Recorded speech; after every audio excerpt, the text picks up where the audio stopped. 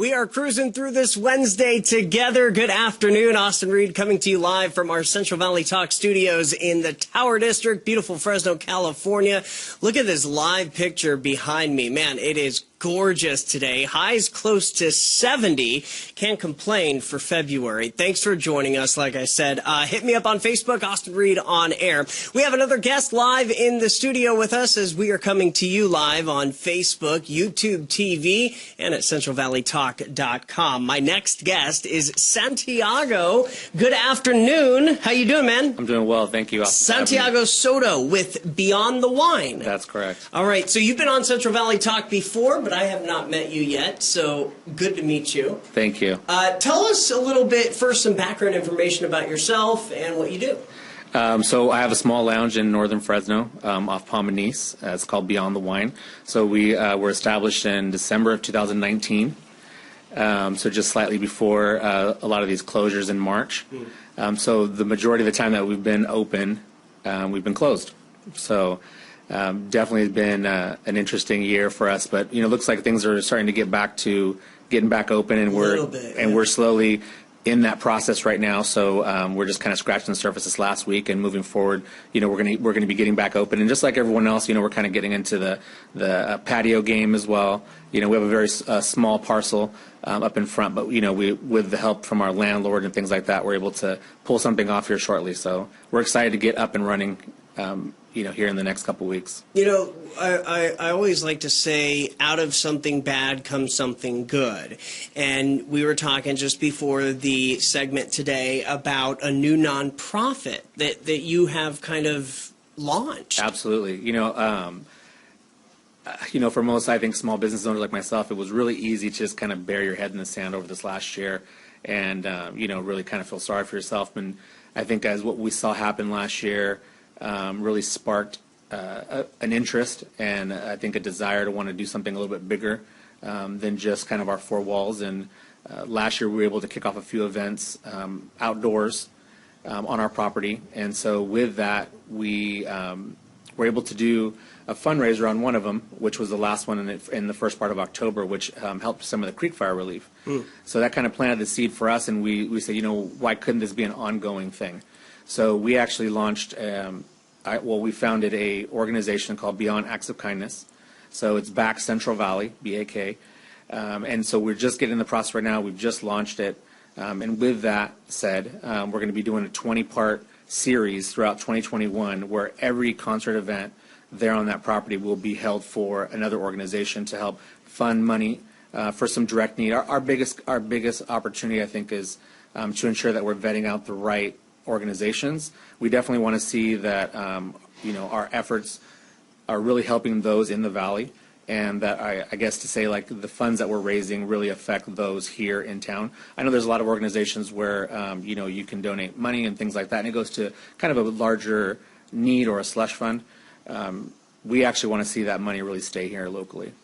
So this idea really kind of just sparked from the creek fire. Yes. And then now you kind of saw what you were able to do. Right. And, I think with that, too, with this nonprofit organization, we'll be able to shift gears. And our kind of our mission is to really look at immediate needs. So, in the future, 2021 and beyond, if things like the creek fire come up, and we see a need here in the valley to help people, we'll be able to shift gears and move towards that much faster with our ongoing efforts, with these fundraisers. So let's just say, for instance, something big comes up. We already have a fundraiser plan. We can immediately shift gears and go, okay, here's where, our funds will be allocated. That's awesome. And, the community here in Fresno is just top notch, and people want to help, especially during time of COVID as well. Absolutely. I mean, we've seen, huge outreach of people that want to be involved. Even as we just kind of go out in the community and plant the seed and talk about our program, we're opening it up for some sponsorships as well as donations and things of that nature. But I think with these events coming up in 2021, we're starting off slow. So in March, we're going to have just 2 events. Okay. And then in April, we'll have 3. But as we get into the summer, we'll go a little bit stronger. And then we're going to finish up the year, with about 8 events in a row. So, we feel with the direction that we're going here in the Valley, that as we get, closer to summer, and then of course at the tail end, with vaccinations, things of that nature, a lot of us will be able to get back out. So if we have, say, a nonprofit organization that's watching right now, or will see this later this week, can they get in touch with you? Absolutely, okay. Absolutely, and that's exactly what we want to do. And when we partner up with any nonprofits, the objective is just to kind of strengthen the efforts. It's one thing for a nonprofit to put on a fundraiser or things of that nature, but if we can get a couple of them involved, that just strengthens the amount of giving that we can provide. So, any nonprofit can reach out to us at beyondactsofkindness@gmail.com. Right now, we're currently talking with other nonprofits and really just trying to vet people throughout for the whole year, and also small businesses. I think one of the things that's kind of near and dear to me right now, because I do have a small business and a lounge, I think there's been some businesses that have been truly affected. Kind of ravished, I think, to say the least, which is kind of where I stand. And so I have, a place in my heart right now for people that are going through the same struggles as I am. So the first couple of events that we kick off, we're actually looking for other places just like mine that have, that don't have the opportunity to have a patio, that haven't been open, sure. that plan on opening in the future because they've really just held on. And we want to partner up with them for these first couple of events and see how we can help them. Whether it's a small lounge, a winery, another bar, anything of that nature that's really similar as far as small business and local, of course, to the Valley. But we want them to reach out to us as well. Wow. Okay, great. So working with small businesses. Absolutely. Because, and that's the thing, whether it's a nonprofit or a small business, that is the heart of our community. To say the least. I think as we started really getting into this whole COVID and figuring out like what was closed and what wasn't, I think we really started to see that, like to your point, that the small businesses, not that they're overlooked, but I think sometimes we take them for granted. We don't know they're there sometimes, or we're going to places that we typically go to in our 5-mile radius around our home. And, we probably do visit a lot of mom and pop shops, and we really just don't know it.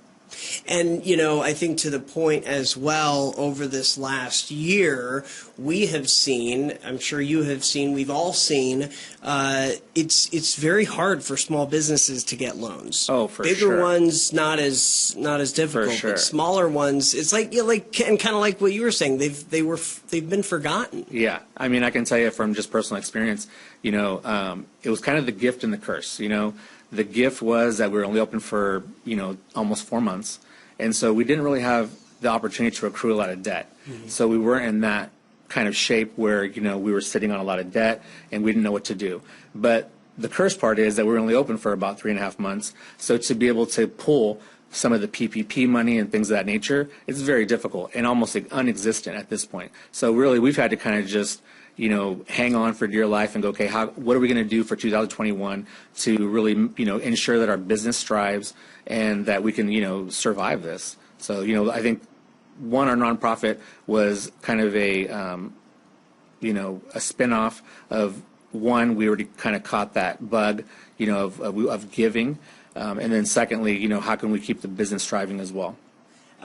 We've got about a minute left. Real quick, talk about the lounge. Oh, man. Well, so the lounge, it's a great place to hang out. We have just on the shelf alone probably somewhere between 200 and 300 bottles of wine at any given time.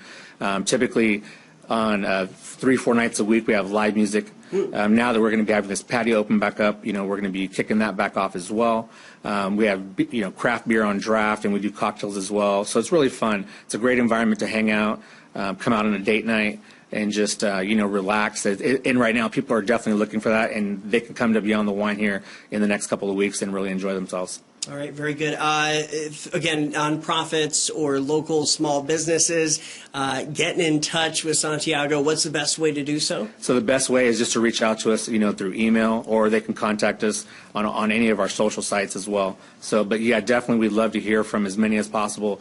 I know that there's a need, and we're looking for those that really just have an immediate need. All right, very good.